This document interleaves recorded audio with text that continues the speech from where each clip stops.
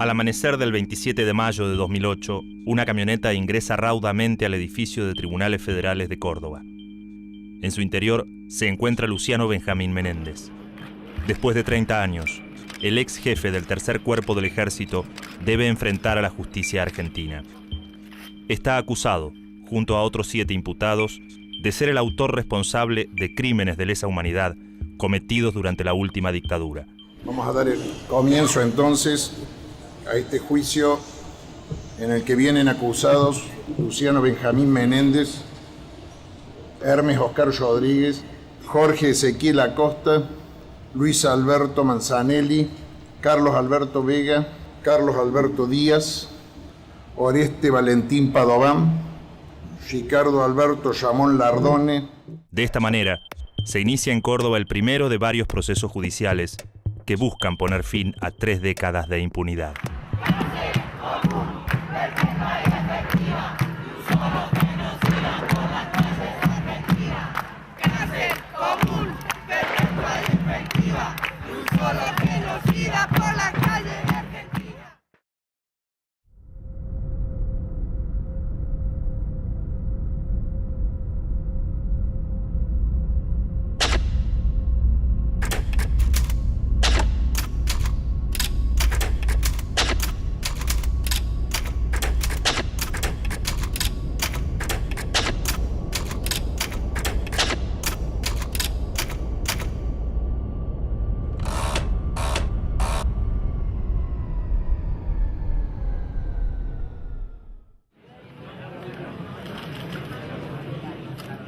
El general Luciano Benjamín Menéndez, considerado el máximo responsable de la represión clandestina en Córdoba durante la última dictadura, se sienta en el banquillo de los acusados.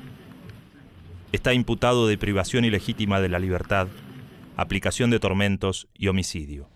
Los delitos cometidos en perjuicio de Humberto Horacio Grandiz, Hilda Flora Palacios, Carlos Enrique Lajas y Raúl Osvaldo Cardoso son crímenes de lesa humanidad contemplados en el derecho internacional, del cual deriva su naturaleza, contenido y consecuencia.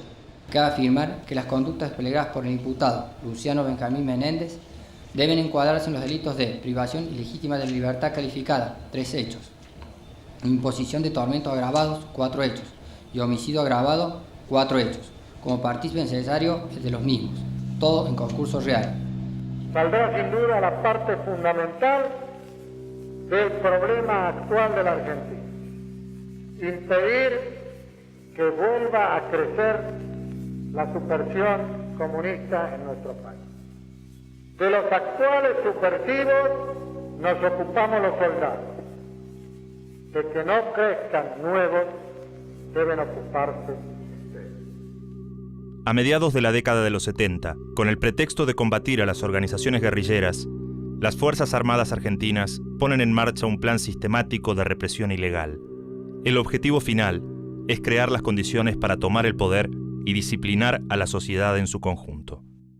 A partir de 1975, el momento en que asume como comandante del Tercer Cuerpo de Ejército Luciano Benjamín Menéndez, se inicia un proceso de organización de fuerzas a los fines de satisfacer las directivas nacionales.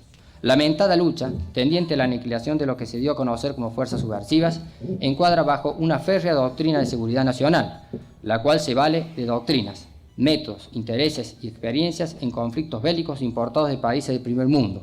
Se empieza a organizar y para ello se conforma la zona 3 y dentro de esta el área 311, cuya jefatura, en ambos casos, era ejercida por el jefe del Tercer Cuerpo de Ejército.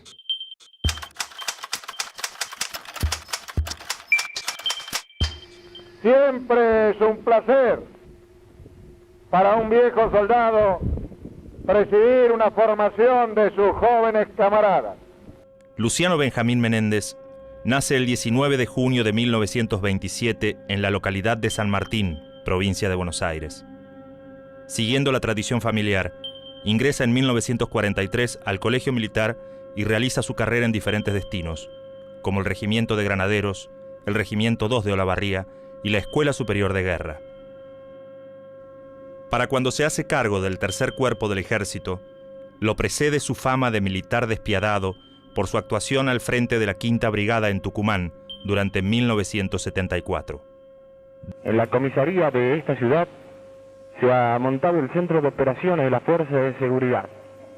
Al mando de los efectivos de ejército federales y policía provincial, el titular de la Quinta Brigada con asiento en Tucumán, el general Luciano Benjamín Menéndez. Dentro de las Fuerzas Armadas, Menéndez es uno de los máximos representantes del ala dura y belicista, junto a Suárez Mason, Macera y Díaz Besone.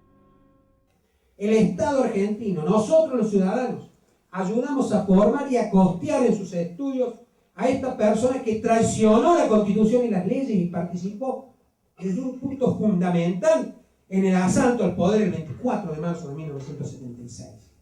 Ha desconocido en toda audiencia que ha habido, incluso en esta, al Poder Judicial de la Nación. Jamás ha demostrado arrepentimiento ni remordimiento por lo que le ha hecho. No ha colaborado a hacer cesar los efectos del delito y seguimos teniendo numerosísimas personas detenidas desaparecidas. Por el contrario, siempre ha tenido una actitud desafiante y agresiva. En Córdoba, desde finales de 1975, la coordinación de la denominada lucha contra la subversión se centraliza en una institución, el Tercer Cuerpo del Ejército. Todas las fuerzas de seguridad, policiales y militares, se encuentran subordinadas a su jefe, el general Luciano Benjamín Menéndez, quien a partir de entonces se convierte en dueño de la vida y la muerte.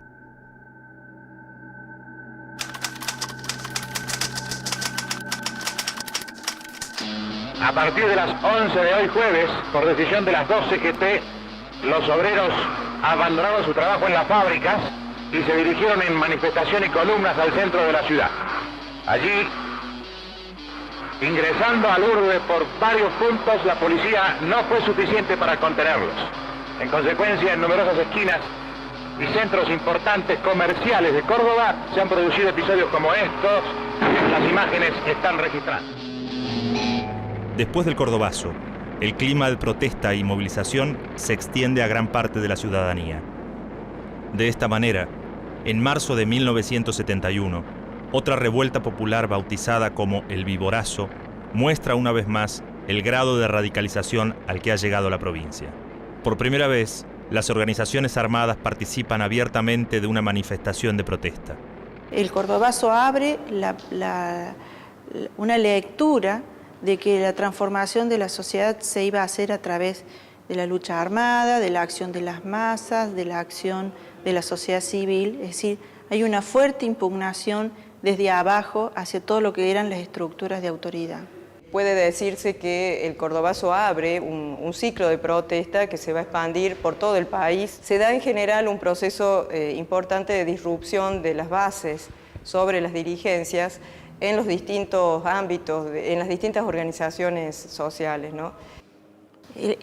La política se hacía en la calle y el verdadero poder estaba en la conquista del Estado, porque el poder era considerado como un lugar, ¿no? Y el Estado encarnaba ese lugar y era el que encarnaba el poder. La presencia permanente de la población en la calle era una forma de hacer política y de manifestar ese deseo de conquistar el poder.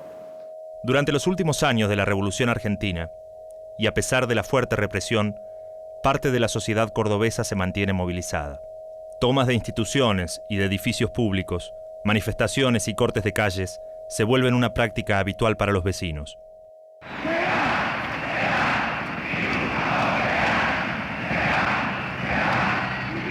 Con la llegada de la democracia, en 1973, ese estado de movilización llega a su punto más alto.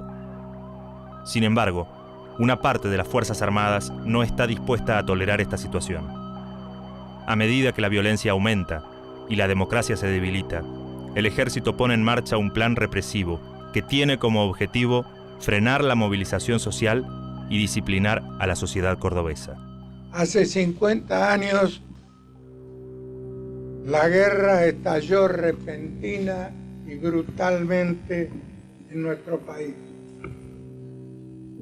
Sin tener arte ni parte, simplemente porque estábamos en la ruta de conquista del comunismo internacional.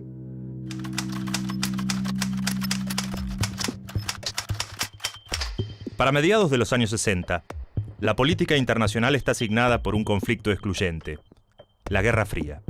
La competencia entre el bloque de países capitalistas, liderado por Estados Unidos, y el bloque comunista, liderado por la Unión Soviética, se extiende a todos los niveles y afecta a todos los continentes. Argentina no es la excepción. El alineamiento de Cuba con los soviéticos pone en alerta a Estados Unidos, que ante esta situación promueve desde la Academia Militar de West Point la llamada Doctrina de Seguridad Nacional.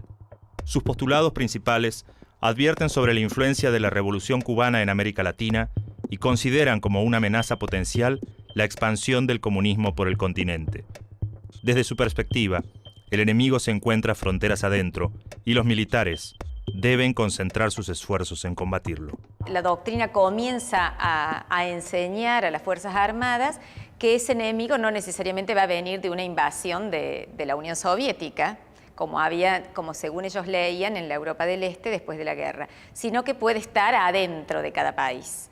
Por eso hace referencia a la seguridad, a cómo cuidar la seguridad interna de los países y cómo detectar esos enemigos. Esa es la primera expresión casi teórica.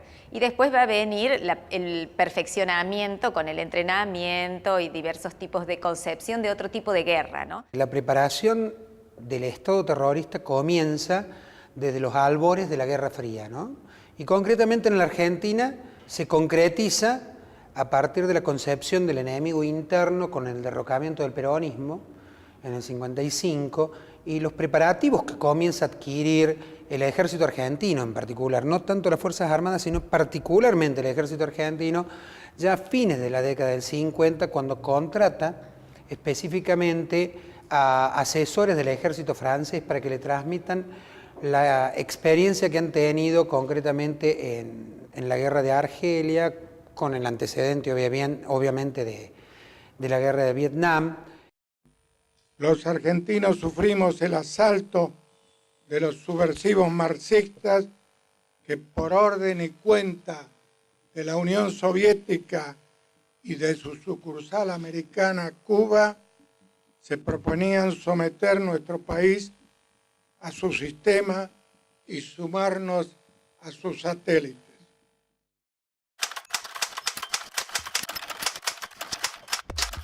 Desde comienzos de los años 60, las Fuerzas Armadas argentinas reciben instrucción de militares franceses expertos en las técnicas contrainsurgentes, aplicadas contra el Frente de Liberación en Argelia.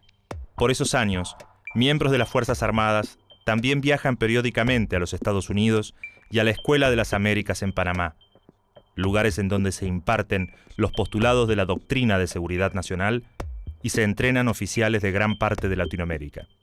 Las tácticas que desarrolla el ejército francés para aplacar los intentos revolucionarios en Argelia, ¿cómo se empiezan a traer acá? Primero, bueno, se llevan a Estados Unidos, que también reproduce ese tipo de metodologías, lo que ellos llamaban la guerra contrarrevolucionaria, que es la implementación de la desaparición forzada de personas como método.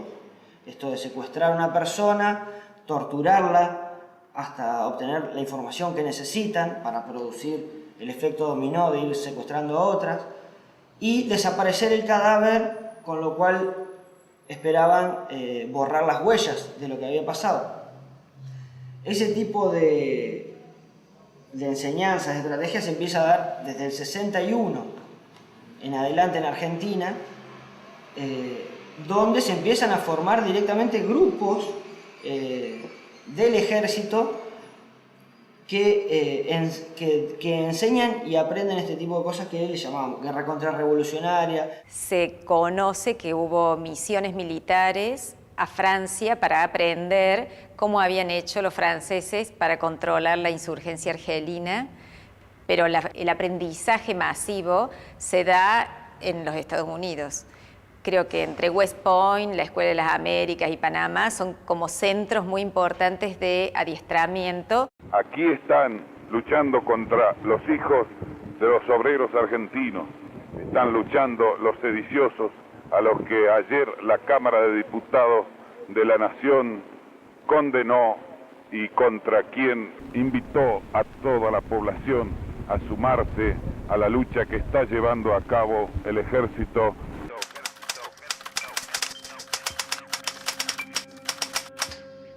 A comienzos de 1974, el Ejército Revolucionario del Pueblo instaura un foco guerrillero en el monte tucumano. La comandancia del ERP piensa que con el apoyo de la población pueden crear una zona liberada para luego reclamar reconocimiento internacional como fuerza beligerante.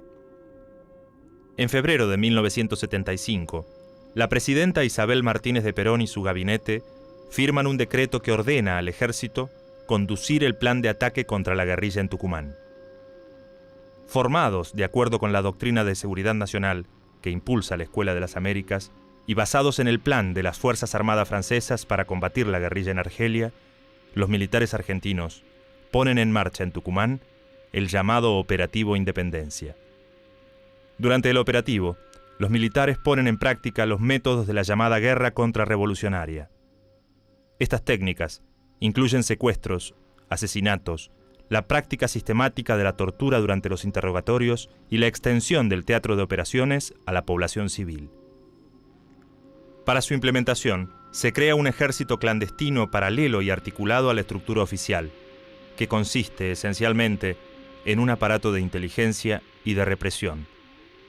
El ejército, toda su normativa, todo lo que llevó adelante, siempre se caracterizó en, primero, probar acabadamente la metodología que habían estudiado y que se habían aplicado en otros países, y el Operativo Independencia fue justamente el laboratorio ideal para ello, ¿no? Apenas se ocupa el territorio, la metodología que tuvieron no fue un ataque directo hacia lo que se suponían eran los combatientes del bando contrario, sino que hubo un cercamiento general y un aislamiento de cualquier vía de comunicación con el resto de los sectores de la población.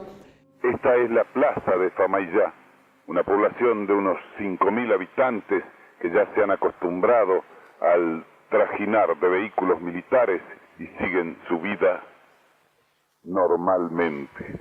Y esta es la Escuela General Lavalle, donde debió cambiarse la comisaría de Famaillá para dar lugar a las fuerzas militares que ocuparon su propio edificio. Una clara metodología sistemática y clandestina de la obtención de la inteligencia con la aplicación ya de la política de la detención con desaparición forzada de personas, la posibilidad de tenerlos en centros clandestinos especialmente diseñados y preparados para esta tarea, donde los detenidos eran sometidos sin día, sin noche y sin tiempo a la tortura, tanto física como psíquica, y para la obtención de los datos que se necesitaban para seguir desarrollando lo que ellos llamaban la guerra contra la subversión. Y obviamente el Operativo Independencia sirvió como prototipo y lugar de experimentación de lo que luego, desde el 24 de marzo, se iba a aplicar en todo el país.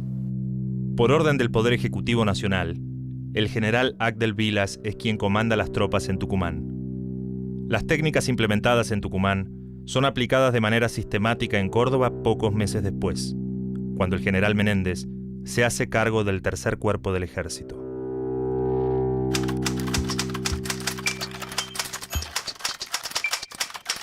El general Menéndez pasa revista a las tropas formadas en su honor en el patio de armas del Batallón 141 de Comunicaciones. El Batallón 141 contaba con 4 secciones. La primera sección era política, la segunda sección calle, la tercera sección grupo de operaciones especiales, o la temible OP3, y la cuarta era logística. O sea, todo el batallón 141 era de inteligencia, era de espionaje.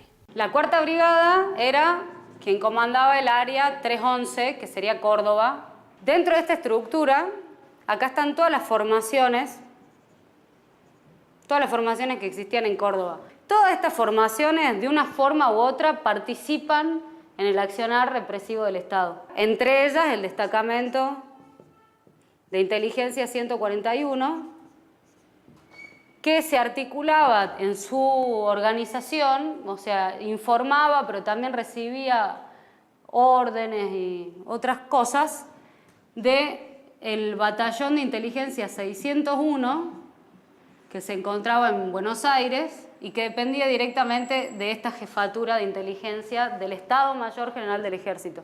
Nosotros lo que hemos ido viendo es que existía verdaderamente una articulación entre esos dos, entre lo que era el batallón 601 y el destacamento 141. En el esquema de la represión clandestina, el área de inteligencia tiene un papel fundamental. Es por esta razón que el batallón de inteligencia 141, General Iribarren, cuya sede se encuentra en plena ciudad de Córdoba, se estructura como el aparato central que coordina la aplicación de las metodologías del terrorismo de Estado. Todos los organismos estatales implicados en la represión se reúnen periódicamente en la comunidad informativa, bajo la supervisión del general Menéndez. Las reuniones semanales se encargaban básicamente de coordinar la represión entre estos grupos, llevar semana a semana la cantidad de detenidos que había, se hacía un análisis de la situación de la provincia, se analizaban distintos factores. Es muy interesante ver las documentales que por suerte se pudieron encontrar en el marco del juicio de la verdad sobre estas reuniones de la comunidad informativa, porque esto era algo que no conocíamos, obviamente. Esta comunidad informativa tenía como objetivo principal, aparente, poner en conocimiento la información existente en relación a los enemigos, dicen los memorándum, en relación a los blancos, dicen los memorándum. Esta comunidad de información tenía como objetivo poner en conocimiento, compartir, potencializar la información para una coordinación integral y, como tal dijimos, que en su conducción debía ser centralizada y en su ejecución descentralizada. Es que en la comunidad se impartían reuniones, se impartían órdenes. Y podemos ver claramente que su titular y quien presidía particularmente esta comunidad informativa era el propio general Menéndez. A raíz de la derrota de la acción armada, la subversión ha procurado infiltrarse y ocultarse en la población, buscando penetrar, atacar y dominar todas las estructuras de la ciudadanía. El club, la fábrica, la escuela, la familia, el hogar, para suplantarlas por otras organizaciones que produzcan una constante excitación y movilización, que culminando con una crisis de autoridad produzca un vacío de poder que les permita asaltar ese poder. Entonces, ante el fracaso de las instituciones democráticas para en alguna medida encauzar el conflicto, yo creo que la opción en Córdoba, como rostro anticipado de lo que se venía para el país, del navarrazo para este lado, fue la masacre. Y tuvo apoyo social de los sectores altos y medios altos, sin duda. Y negar esto es negar la historia de nuestro país. Es negar que acá las dictaduras no fueron militares, fueron cívico-militares. ¿De dónde salían los ministros? ¿De dónde salían los Clarea Olmedo como rectores de la universidad? ¿De dónde salían los jueces que estaban acá en la Cámara Federal de Córdoba? ¿De dónde salieron los jueces que estaban acá en la justicia provincial? ¿O qué? Todos iban de uniforme.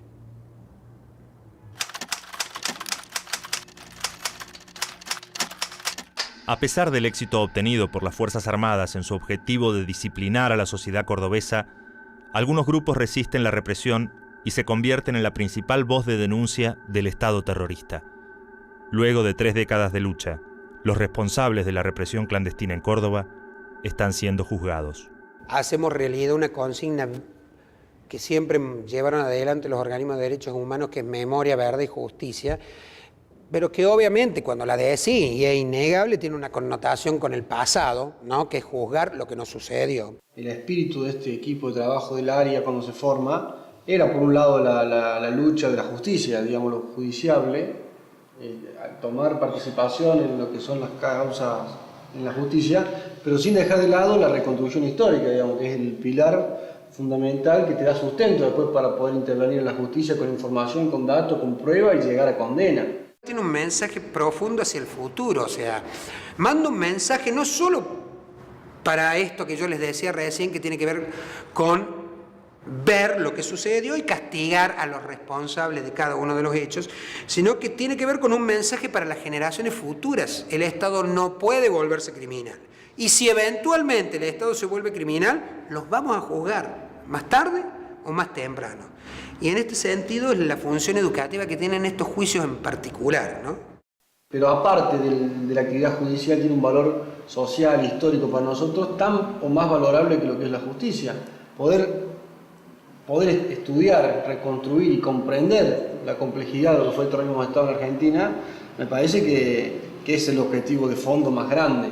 Declarar a Luciano Benjamín Menéndez, ya afiliado, coautor mediato penalmente responsable de los delitos de privación ilegítima de la libertad calificada por tratarse de un funcionario público, imposición de tormentos agravada por la condición de perseguido político de la víctima y homicidio doblemente calificado por alevosía e imponerle en tal carácter para su tratamiento penitenciario. La pena de prisión perpetua.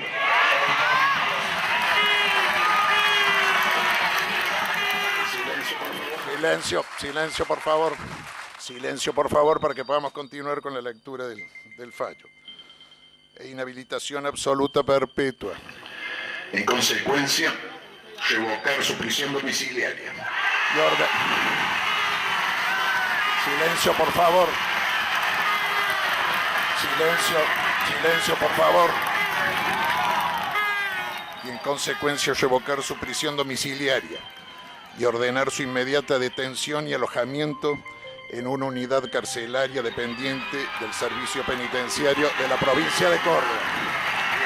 Silencio, por favor.